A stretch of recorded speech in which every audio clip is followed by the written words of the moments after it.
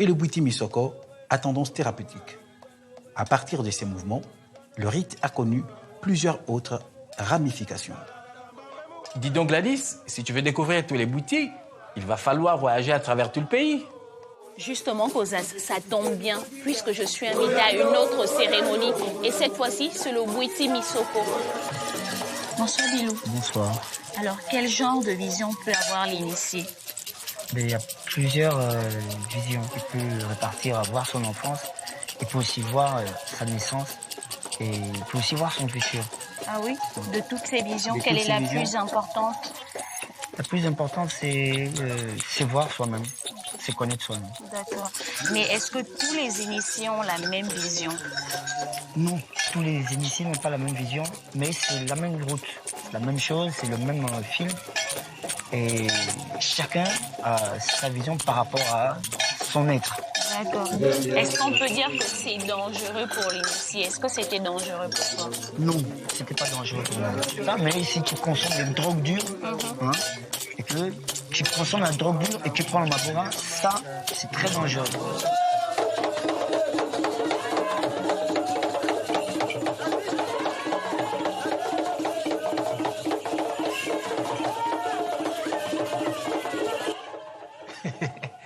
Je peux vous dire que Gladys va y passer toute la nuit. Parce que pour voyager dans l'au-delà, il faut du temps. Pour les initiés, ça va encore être plus long. Et ça peut durer plusieurs jours parfois.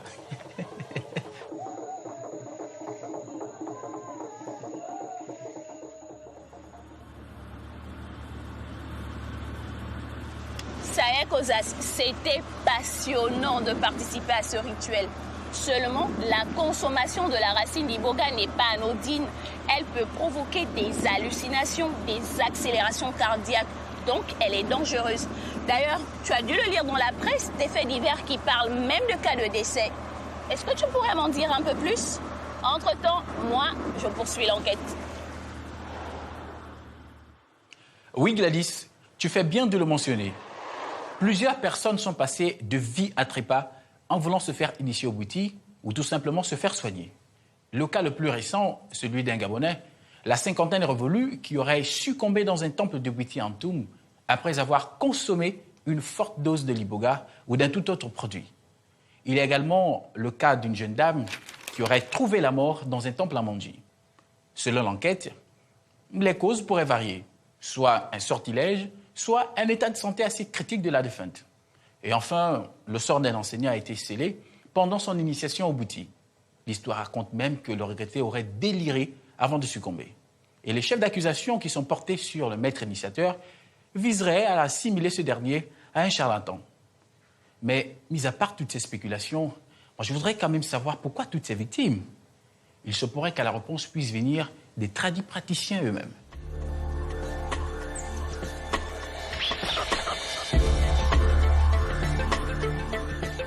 Vous savez que dans toute chose, il y a des coquilles. Il y a beaucoup de tradis praticiens entre griffes qui se sont improvisés à cause de la récession économique. Donc, ils se jettent là-dedans sans avoir reçu l'enseignement nécessaire pour faire face à certaines situations de santé. Alors bien sûr, on peut douter des compétences de ces faux tradipraticiens pour reconnaître les plantes, pour identifier les bonnes variétés d'iboga, car il y en a plusieurs. Et pour ne pas se faire piéger par des espèces qui y ressemblent beaucoup, mais dont les effets sont dangereux pour l'organisme. Sans compter que l'iboga devenant de plus en plus difficile à trouver, ces faux tradipraticiens se livrent aussi à des sulfureux mélanges de bois. Vous savez très bien que l'iboga, il y a toujours, dans les plantes, il y en a toujours une trilogie. C'est-à-dire qu'il y en a 3. Si vous les associez, ça peut devenir toxique. Et il y a des plantes qui ressemblent à l'iboga, mélangées, qui peuvent devenir toxiques. Par exemple, dans nos marchés, ici, il y a des personnes qui ne connaissent pas identifier l'iboga, qui peuvent être tentées d'aller acheter là-bas. Et parfois, ceux-là, parce que c'est pour des raisons mercantiles que ces personnes sont devenues commerçantes, et qu'ils peuvent vendre de l'iboga qui n'est pas sûr. Donc c'est dangereux d'aller acheter de l'iboga dans les marchés. L'année dernière, il y a un monsieur, Nganga de surcroît, qui est allé acheter une plante dans notre marché ici, notre principal marché, et qui en est mort. Parce que quoi, il n'a pas pris le temps d'apprendre auprès de son maître. Et il s'est amusé à jouer aux apprentis sorciers. Ben, il a perdu la vie lui-même. Admettons que ce serait un malade qui aurait ingurgité cette potion-là. On en serait venu encore au drame imputé aux tradipraticiens.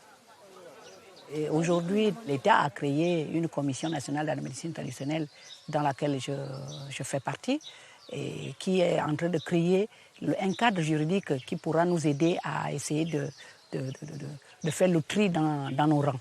Le professeur Jean-Noël Gassita, biologiste spécialiste des plantes, est le premier scientifique gabonais à s'être intéressé à l'iboga. Il a son propre point de vue sur le sujet. Et ça dépend de l'état de la personne. Parce que quand on va se faire initier, on ne sait pas si on a un foie qui fonctionne bien, si on a un cœur qui est fragile. Mais il peut toujours arriver à tomber sur un problème que vous n'appréhendez pas. C'est pourquoi l'initiateur commence par des petites doses.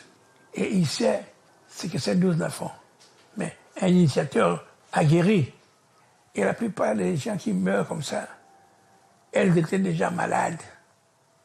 Elles viennent s'initier pour savoir l'origine de leur maladie. Plutôt que de guérir, une dose, ça peut entraîner la mort très, très, très rapidement. Si tous ces accidents surviennent, c'est en partie parce que l'iboga devient très rare pour la médecine traditionnelle. Et cela parce que le monde entier se l'arrache pour ses vertus thérapeutiques, soi-disant exceptionnelles. Certaines de ces vertus sont reconnues sur le plan scientifique national. Et c'est ici, à l'IFAMETRA, qu'on y travaille. Allons voir de plus près.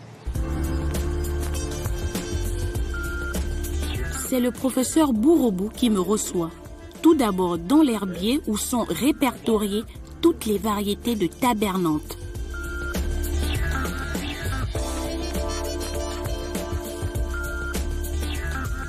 Puis, direction la pharmacie où l'on produit sur place des gélules d'iboga vendues comme stimulants. L'équipe du professeur m'entraîne ensuite dans les laboratoires où l'on extrait la molécule d'iboga pour expérimenter par la suite sur des rats.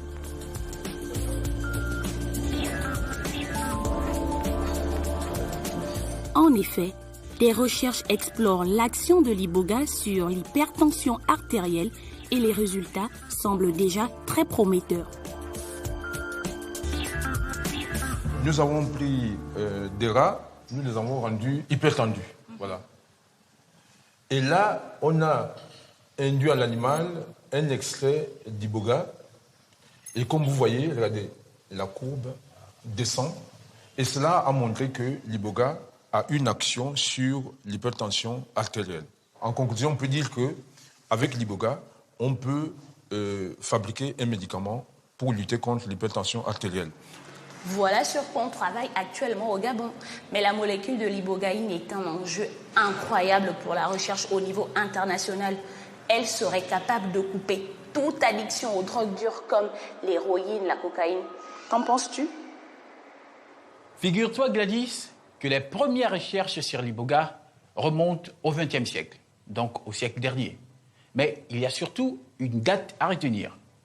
1962, date à laquelle Ovar Lotsov, américain d'origine, a constaté qu'en prenant une certaine quantité d'iboga, des consommateurs de drogue dure pouvaient guérir de leur addiction en une seule prise. Dis-moi, Kozas, il y a quelque chose que j'aimerais comprendre.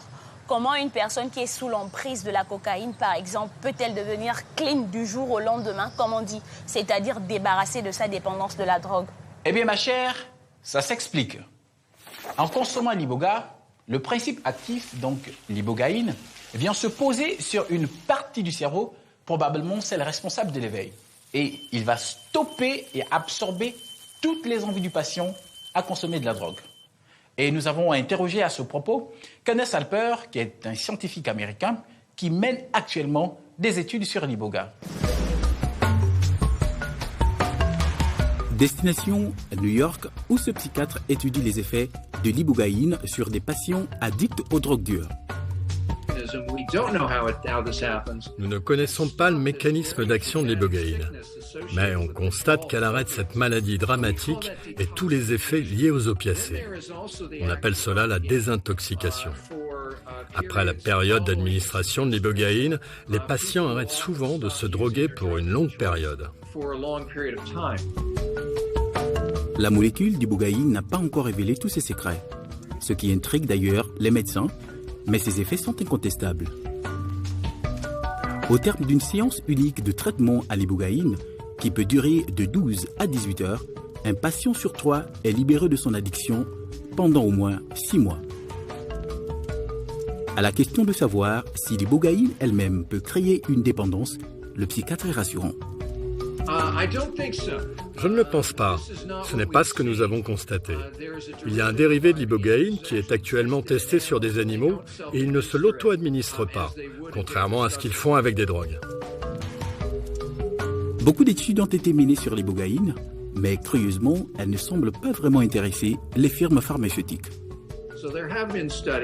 Il y a des études. 2 d'entre elles ont été réalisées sur des groupes d'environ 30 patients. Et elles ont montré avec une grande évidence la désintoxication aux opiacés.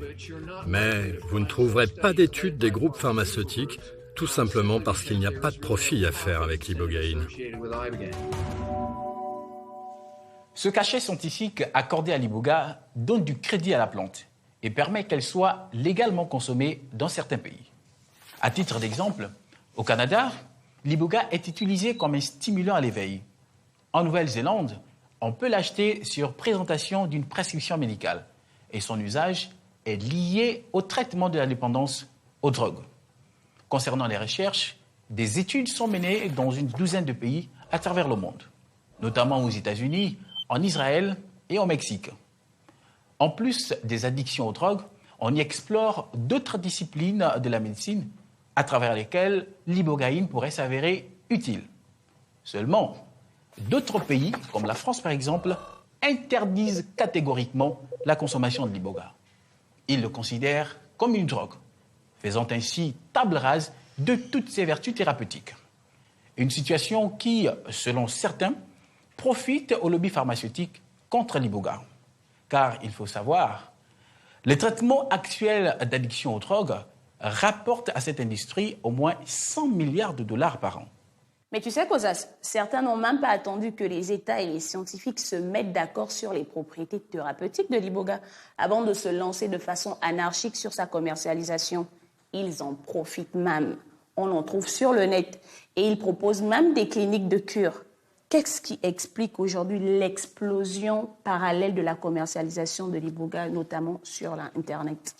Il y a 160 millions de dépendants aux opiacés dans le monde. Donc ce sont des gens qui cherchent des solutions pour se désintoxiquer. Et naturellement, ils vont sur Internet, ils tapent iboga ou désintoxication et ils trouvent des émissions, des sites Internet, des tonnes d'articles sur le sujet. Qu'est-ce qu'il faut penser de ces produits, de ces cliniques qu'on retrouve sur le net ? Il y a des cliniques qui sont reconnues par l'État dans certains pays, comme en Nouvelle-Zélande, comme en Israël, comme maintenant bientôt en Afghanistan. Il y a des cliniques qui sont reconnues par l'État, qui ont des protocoles de soins, qui sont encadrés par des médecins. Il y a des cliniques qui sont extrêmement sérieuses.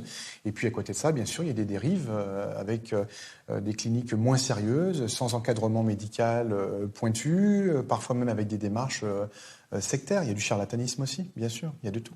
Mais d'où vient tout cet iboga ?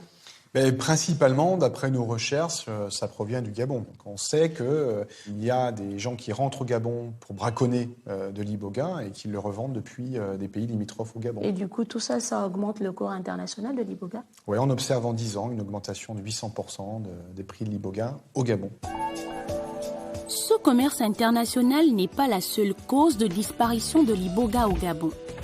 Il y a aussi le braconnage des éléphants qui sont les principaux disséminateurs des graines d'iboga en forêt.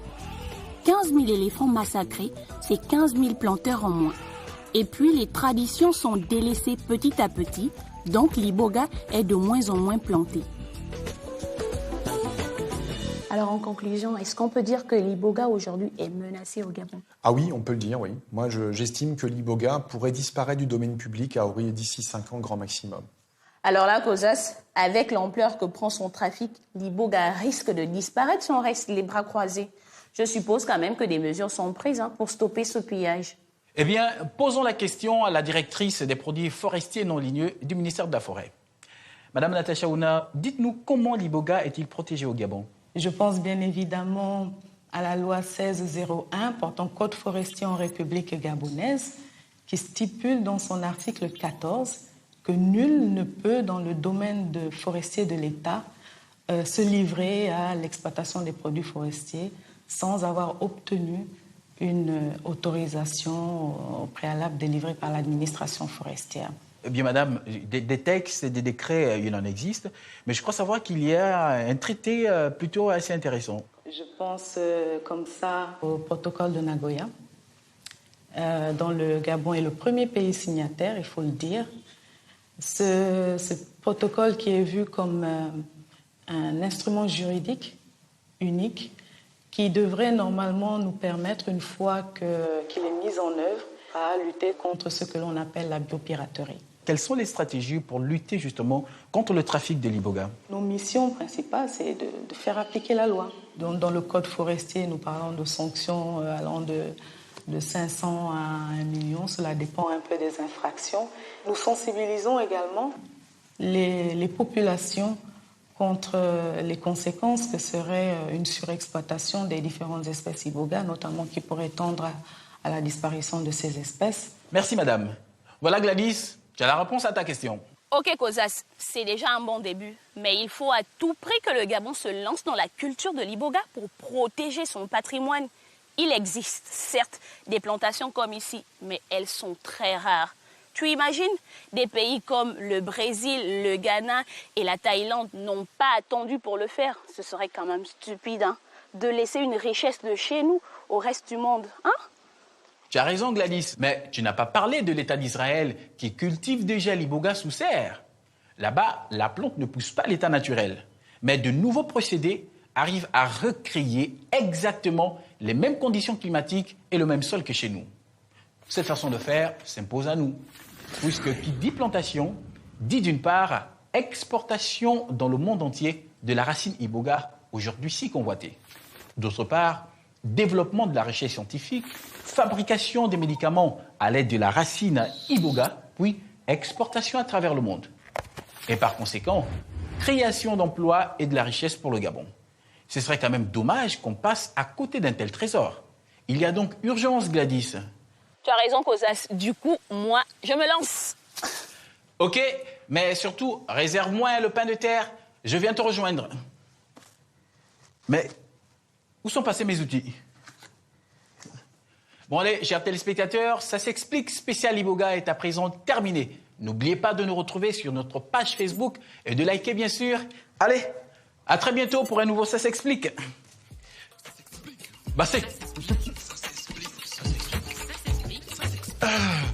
Ciao.